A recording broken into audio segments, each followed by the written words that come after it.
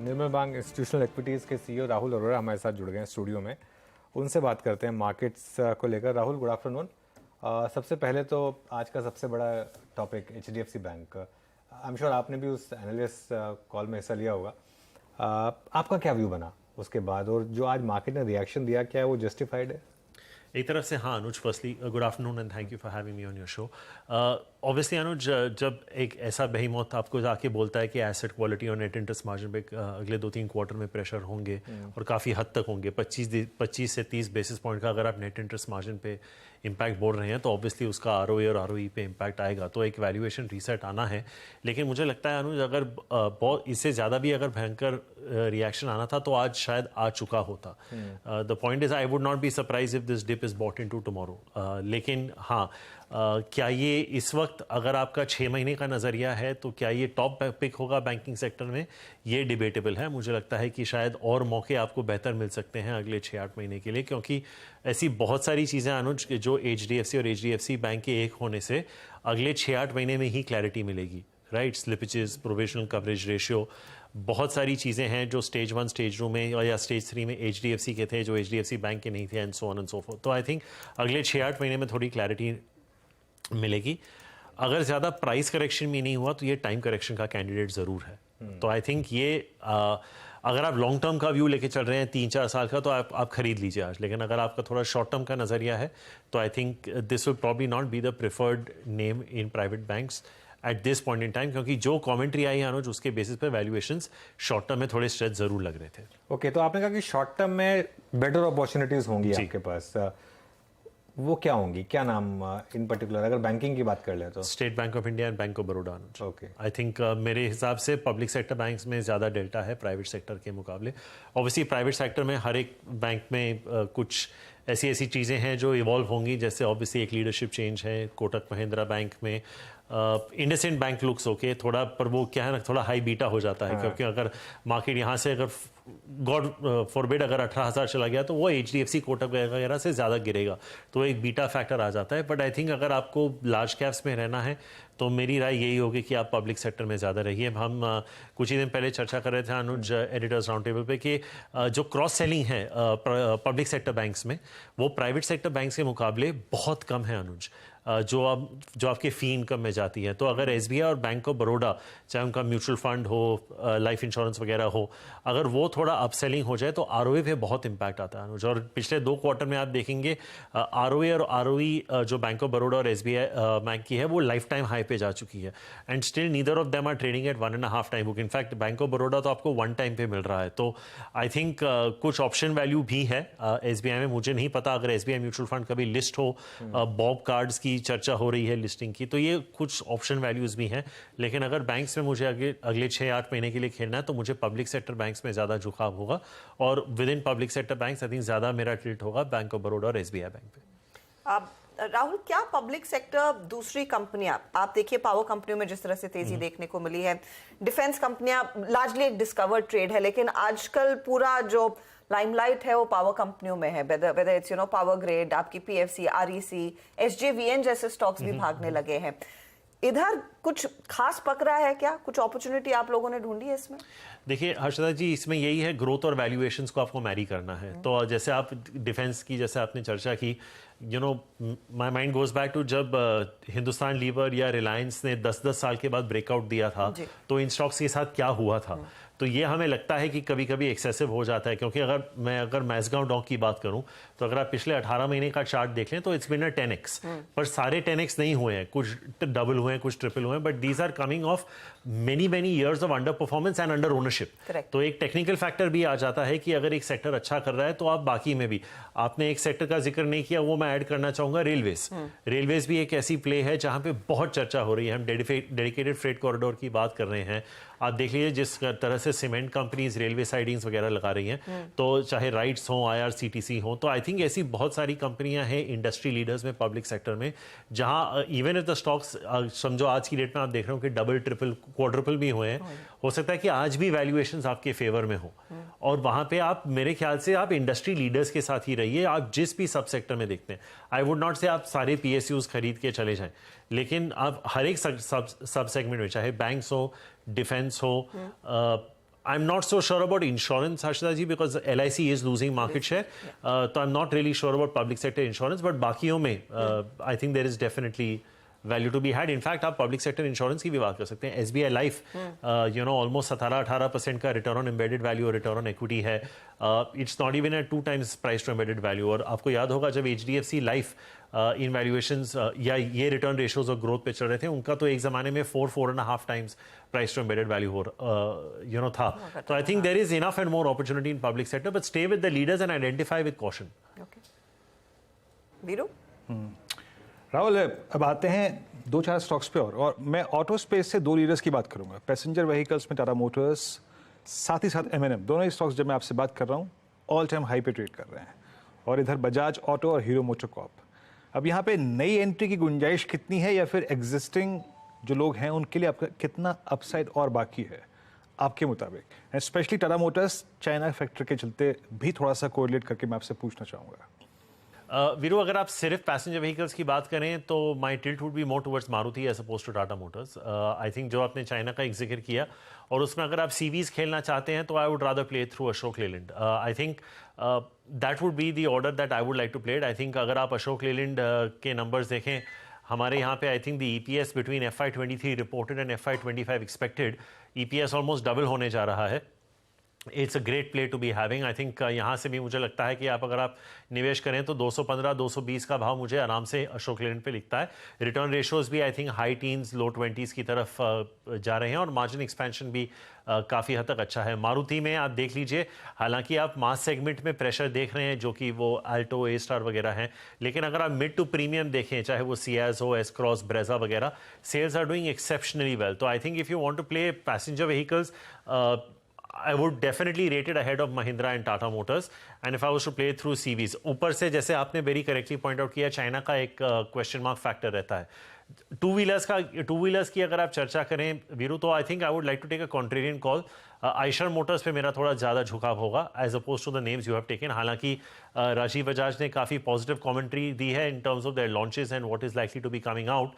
लेकिन I think जिस तरह से अगर आप अप टू 250 सीसी भी देख लें, और मैं जानता हूँ रिसेंटली अनुज ने एक टेस्ट ड्राइव ली थी हार्ली की, लेकिन और मैं हीरो पे आऊँगा, लेकिन आई थिंक जिस तरह की अप टू 250 सीसी भी अगर आप वॉल्यूम ग्रोथ देखें पिछले 12 महीने में, मंथ ऑन मंथ हर मंथ आपको 5 से 10% का ग्रोथ आइशर में दिखेगा. And that's I think the reason. देखिए 350 प्लस सीसी में वैसे भी पेन है, आइशर में भी पेन है और बाकियों में भी आएगा. और आपको याद होगा जब कोलगेट या मारुति वगैरह ने जब मार्केट शेयर लूज करना चालू किया था, दे वर द सेगमेंट. तो अगर आइशर का थोड़ा बहुत मार्केट शेयर लूज भी होता है, I don't think there is anything to be losing sleep over. अगर ये बजाज हीरो वगैरह के माध्यम से मार्केट ग्रो हो जाता है, all the better.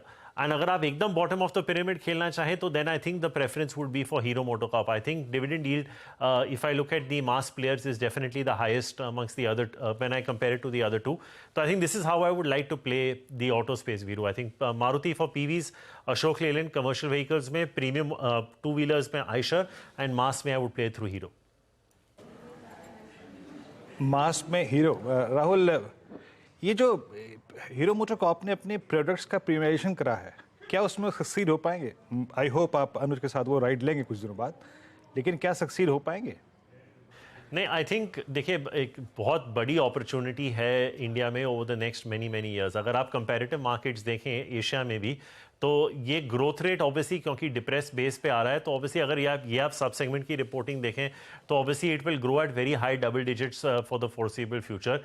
Penetration will go higher up, but I think क्योंकि we are sitting ahead of a marriage season also, and typically Royal Enfield के जो सेल्स हैं ये टाइम ऑफ द ईयर काफ़ी हद तक बढ़ जाते हैं, तो it is very possible that hero does well.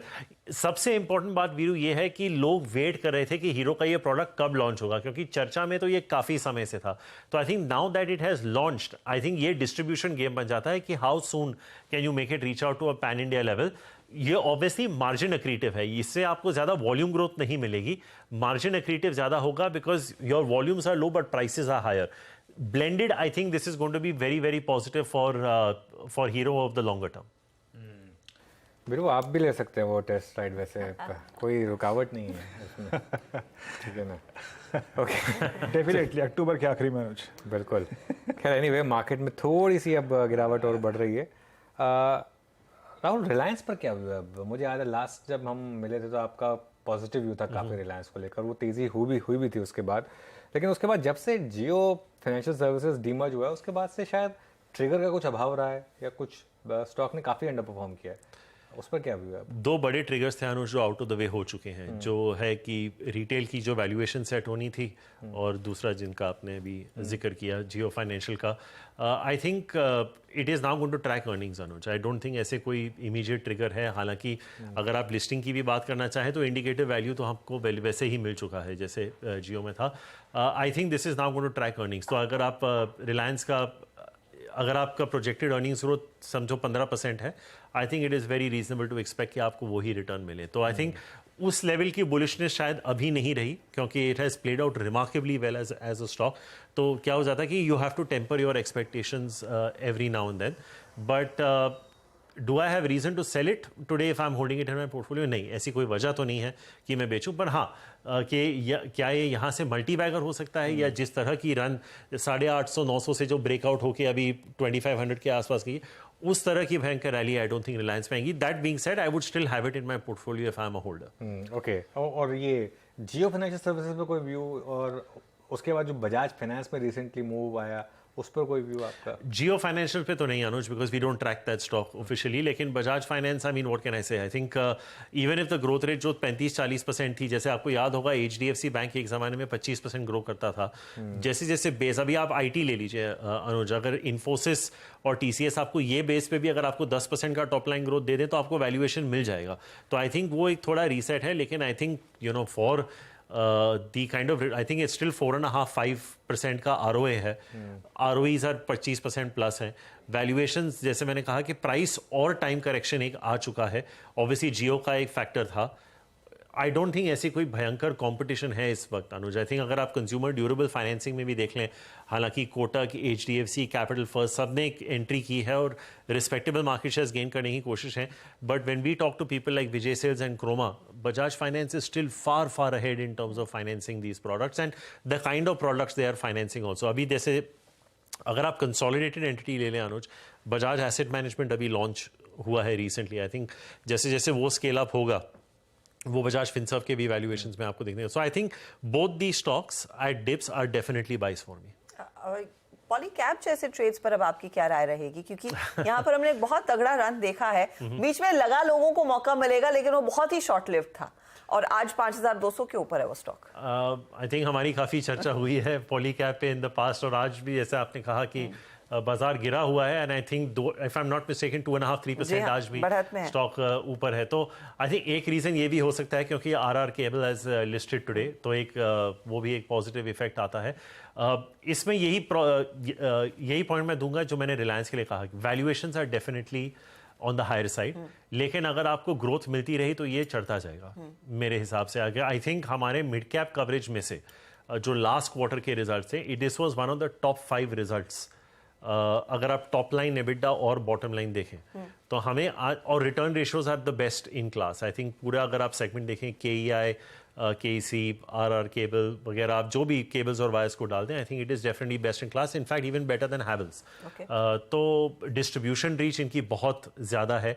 जहाँ तक हमारा मानना है, जब हम चैनल चेक्स करते हैं तो प्रोमोटर लेवल पे जो इनके डिस्ट्रीब्यूटर्स के रिलेशन, ये सॉफ्टर पॉइंट्स होते हैं हर्षदा जी, कि आप अगर आप दुकान पे जाएं, जैसे मुझे याद है आदित्य पुरी बहुत टाइम पे जाके ही used to talk to the people, वो डिस्ट्रीब्यूशन में बहुत इंपैक्ट पड़ता है कि आप किसका माल बेचते हैं फिर, क्योंकि ये जो एग्रीगेटर्स होते हैं eventually it sells on relationship. And I think Polycab as a brand they have a very good diversified mix of products as well. And I think जो उनकी हेजिंग स्ट्रैटेजी है रॉ मटेरियल पे, again with respect to copper prices, is probably one of the best, इसलिए आप margin volatility इतना नहीं देखते। तो cash flows are extremely strong. तो ये 5-6 रीजंस हैं जिसकी वजह से वैल्यूएशन मिलता है। पर क्या होता है ना हर्षदा जी, कभी कभी एक्सपेंसिव चीज़ और एक्सपेंसिव हो जाती है क्योंकि वो ग्रोथ आती रहती है। तो then it becomes a challenge कि अगर बाकी 10-15% ग्रो कर रहे हैं और ये 20 कर रहा है, तो क्यों ना थोड़ा और देके ये खरीद लें। तो I think that is what it is.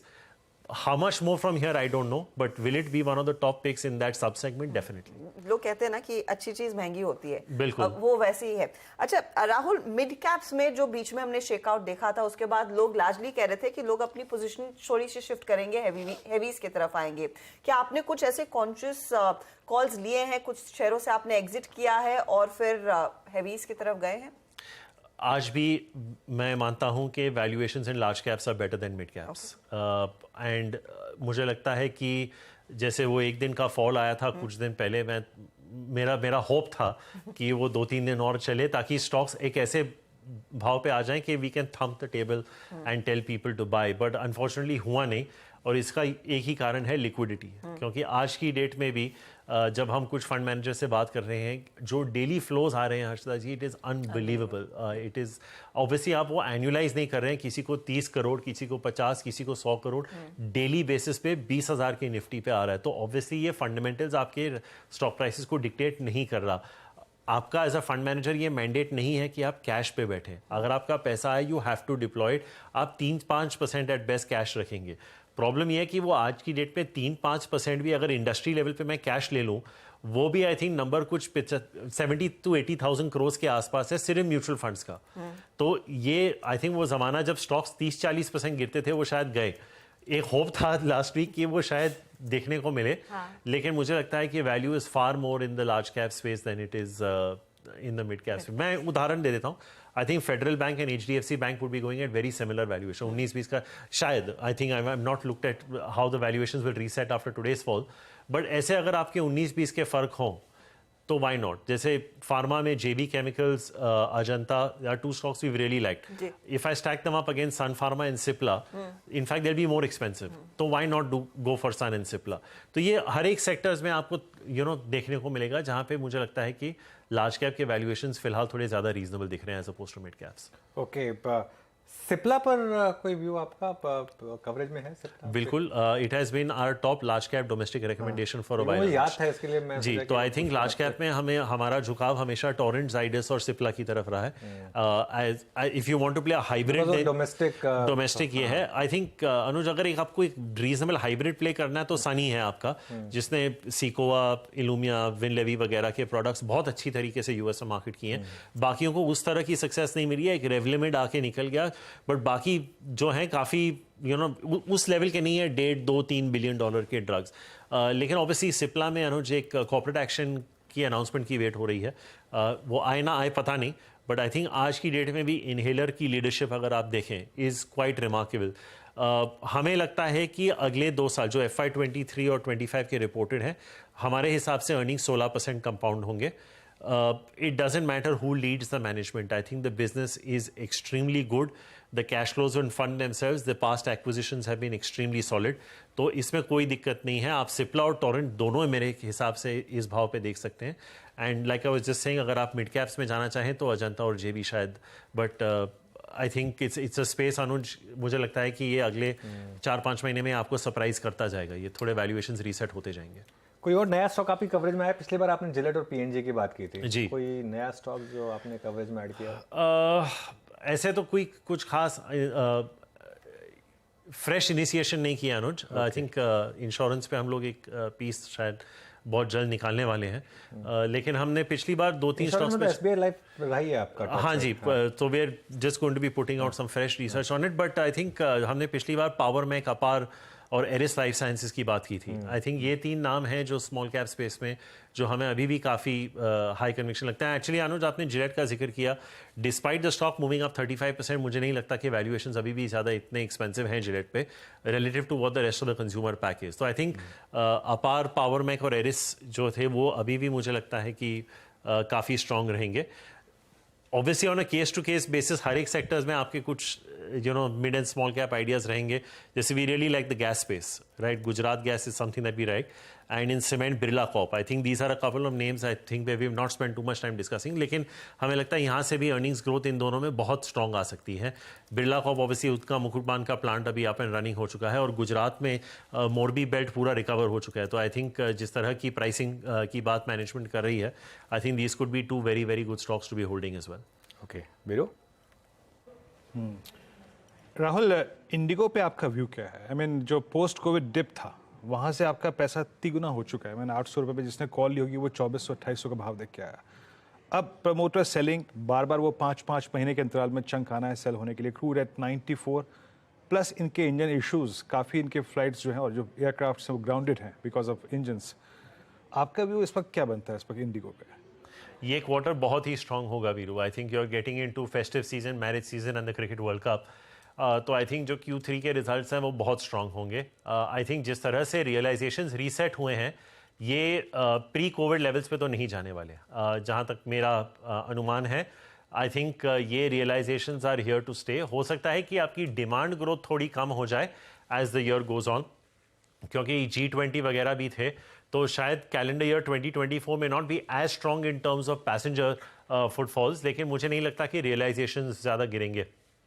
The time to take profits on IndiGo will be after next quarter's result. जो आपके रिजल्ट्स आएंगे फरवरी में, वहाँ पे आप थोड़ा प्रॉफिट ले सकते हैं। Till then I would say continue to ride this stock. I know you know corporate actions is one thing, लेकिन आप सिर्फ अगर बिजनेस फंडामेंटल्स ट्रैक करें, एक ही इशू है इस पे Veeru, how do you manage your costs, because crude already I think 92-93 पे चला गया है, देयर एंड देयर अबाउट्स। तो अगर ये 100 के ऊपर चला गया तो आप कॉस्ट कैसे मैनेज करेंगे, आपकी रियलाइजेशन पे कितना और इम्पैक्ट आ सकता है। तो as things stand right now, no reason to sell the stock, लेकिन I would definitely be concern अगर क्रूड 105 के आसपास या 100 के ऊपर चला गया तो फिर ये क्या होगा। हालांकि मुझे फिर भी लगता है कि क्योंकि फेस्टिव सीजन आ रहा है ये मैनेज कर लेंगे, but no reason to sell as of today, maybe after Q3's results. Alright Rahul, बहुत बहुत शुक्रिया आज हमारे साथ जुड़ने के लिए और काफ़ी लंबी चर्चा हुई आज हमारी। Thank you so much. Thank you for having me. Okay, चलिए